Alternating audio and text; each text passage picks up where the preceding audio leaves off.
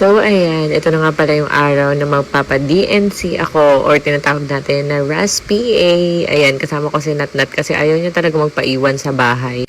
And ayan, ito nga pala ako, naka-jacket ako kasi iniisip ko baka ginawin ako after. So, ayan, binipi na muna ako. Kagabi guys is nag 130/100 ako pero ngayon buti na lang is okay ang aking BP. At ayan, naka-green na naman tayo.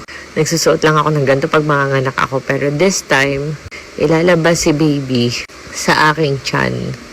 So, ayan, tawa-tawa lang tayo. Pero deep inside, medyo kinakabahan kasi first time kong maroras PA.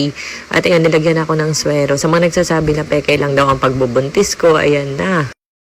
Sa mga nagsasabi rin na i-out ko daw si baby, bakit ko naman gagawin yun?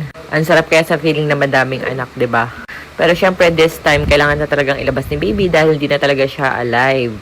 Nung dinugo ako guys, is 6 weeks ako noon. Yun yung nasa Laguna. Then nagpa-ultrasound ako sa Tagaytay, 6 weeks pa rin siya. So ibig sabihin, hindi na talaga siya na-develop. So kailangan na talaga siyang ilabas. At yung mga alahas ko ay pinatanggal na. Tinabot ko lang sa aking asawa. Ay nag-iintay sila at pinapalakas ang aking loob.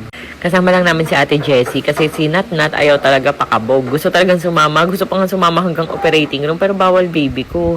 Hindi pwede sumama ang bibihan doon. Wait nyo na lang si Mami after, okay? Ayan, busangot ang person. Tapos ayan yung aking asawa, binuhat na si Natnat kasi nga hindi talaga pwedeng sumama kay Mami. Tapos ayan, kumis lang ang aking bibihan at kumis din ang aking asawa, pampalakas ng loob. Tatawa-tawa yan siya pero medyo kinakabahan talaga ako kasi nga first time ko maroras PA or tinatawag nila na DNC. Alam nyo sa totoo lang, nung mga previous na operations ko ng mga CS, hindi naman talaga ako kinakabahan sa pagbiak sa akin. Kinakabahan ako sa patutulugin kasi nga baka hindi na ako magising. Kaya ngayon talaga ang request ko talaga is si Doc Florendo.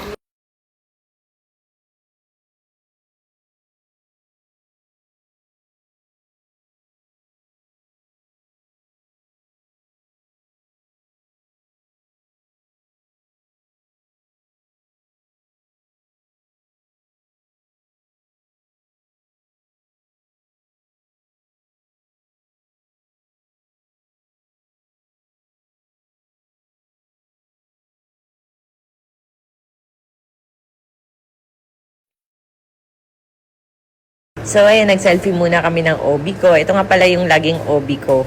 All throughout, simula kay Natnat, Talia, Nathaniel, ayan, si Dr. Tolentino.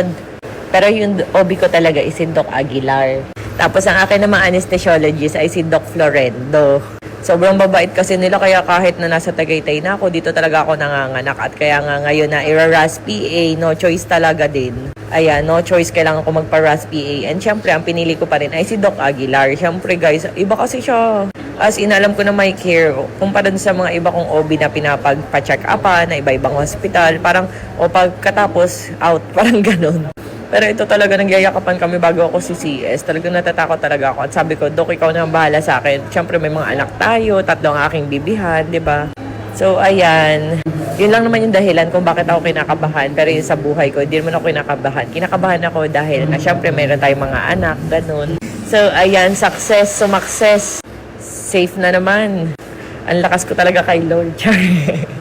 Ayan, o diba? Parang walang nangyari. Ito naman si Doc Florendo. Ayan yung aking anesthesiologist. Napakagaling din talaga. Kaya lagi ko siyang nire-request every time na magpapa-CS ako dahil talagang ramdam ko para ko na siyang tatay ba, ganun. Ayan, kain mo na sila mga inasal.